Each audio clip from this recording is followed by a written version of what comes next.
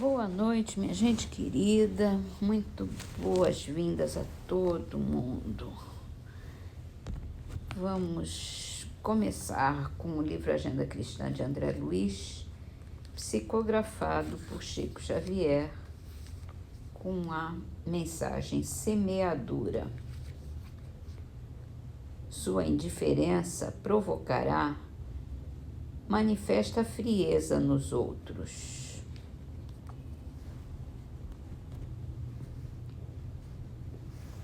Muito bem, vamos para o Livro dos Espíritos, de Allan Kardec, e a pergunta do item Forma e Ubiquidade dos Espíritos. Pergunta 90.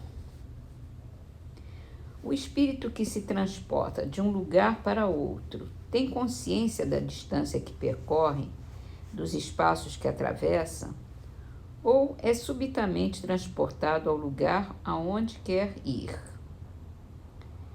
Pode-se dar uma ou outra coisa.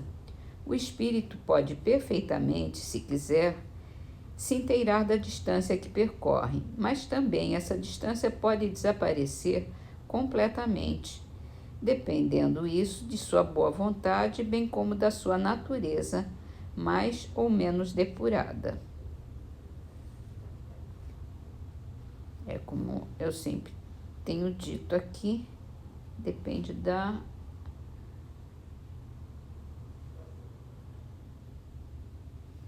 adiantamento do espírito, né? Quanto mais adiantado, mais possibilidade ele tem dessas coisas. Vamos então aqui para o livro O que é o Espiritismo, também de Allan Kardec. Nós estamos no diálogo entre o cético e Allan Kardec, e nós começamos ontem falando sobre a origem das ideias espíritas modernas para aquele tempo do século XIX, bem entendido, aonde o visitante cético dizia que questionava se existe a possibilidade da crença prévia na existência dos espíritos ter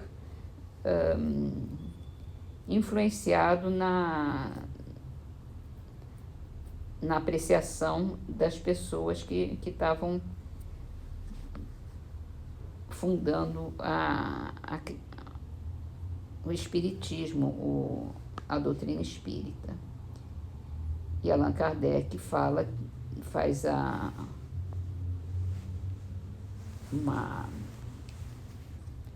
uma ideia de como que nasceu a história, a marcha das coisas, como ele diz, dizendo que a ideia de espíritos não existia anteriormente. E agora vamos continuar. Uma vez revelada a existência dos espíritos e estabelecidos os meios de nos comunicarmos com eles, pôde-se entreter conversações seguidas e obter informações sobre a natureza desses seres, condições de sua existência e seu papel no mundo visível. Se assim pudéssemos interrogar os seres do mundo dos infinitamente pequenos, quantas coisas curiosas não ficaríamos sabendo sobre eles?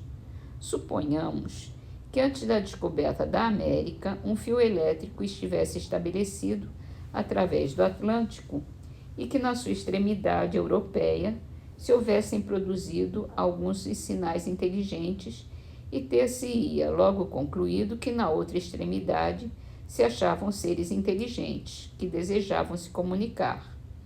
Teríamos interrogado e eles teriam respondido. Ficaríamos assim com a certeza da sua existência e poderia-se adquirir o conhecimento de seus costumes, usos e modos de ser, apesar de nunca termos visto eles. Foi o que se deu nas relações com o mundo invisível. As manifestações materiais foram sinais e meios de aviso que nos conduziram a comunicações mais regulares e mais seguidas. E, à medida que meios de mais fácil comunicação se acham ao nosso dispor, notavelmente os espíritos abandonam os primitivos, insuficientes e incômodos, qual o mudo que, recuperando a palavra, renuncia à linguagem dos sinais. Quem eram os habitantes desse mundo? Eram seres à parte, estranhos à humanidade? Eram bons ou maus? Foi ainda a experiência quem se encarregou da solução de tais problemas, mas até que observações numerosas tivessem derramado luz sobre o assunto, o campo das conjecturas e dos sistemas esteve aberto, e Deus sabe quantos surgiram. Uns creram ser os espíritos superiores em tudo, outros neles só viram demônios.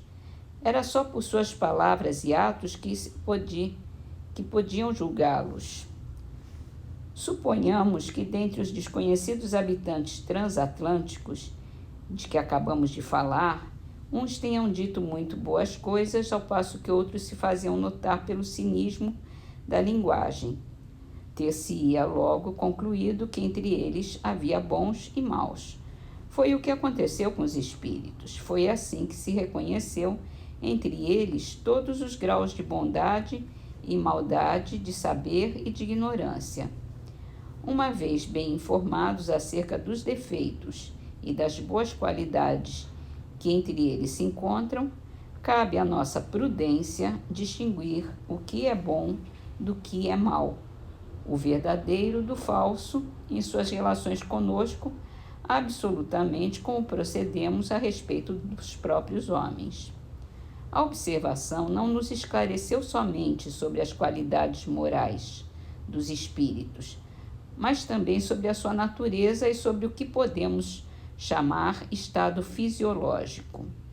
Ficou-se sabendo por eles mesmos que uns são muito felizes e outros muito desgraçados, que não são seres à parte de natureza excepcional, e sim as almas daqueles que já viveram na terra, onde deixaram seu invólucro corpóreo e que hoje povoam os espaços, nos cercam, nos acotovelam sem cessar, e dentre eles cada qual pode, por sinais incontestáveis, reconhecer seus parentes e amigos e os que conheceram na terra.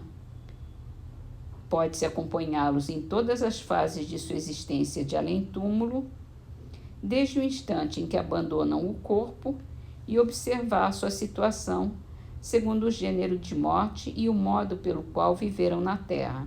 Enfim, soube-se que eles não são entes abstratos, imateriais, no sentido absoluto da palavra. Possuem um invólucro, a que chamamos perispírito, espécie de corpo fluídico, vaporoso, diáfano, invisível no estado normal, que em certos casos e por uma espécie de condensação ou de disposição molecular pode se tornar momentaneamente visível e mesmo tangível, e desde então ficou explicado o fenômeno das aparições e do contato. Enquanto o corpo dura, esse invólucro é um laço que o prende ao espírito. Quando, porém, o corpo morre, a alma ou o espírito, que é a mesma coisa, abandona-o sem, contudo, deixar o primeiro envoltório, o perispírito. Do mesmo modo como despimos as peças exteriores da nossa roupa para só conservarmos as interiores. Assim como o fruto despojado do invólucro cortical conserva ainda o perisperma. É esse invólucro semimaterial do espírito que lhe serve de meio para a produção de diferentes fenômenos pelos quais ele se manifesta para nós. Tal é, em poucas palavras, cavalheiro, a história do Espiritismo.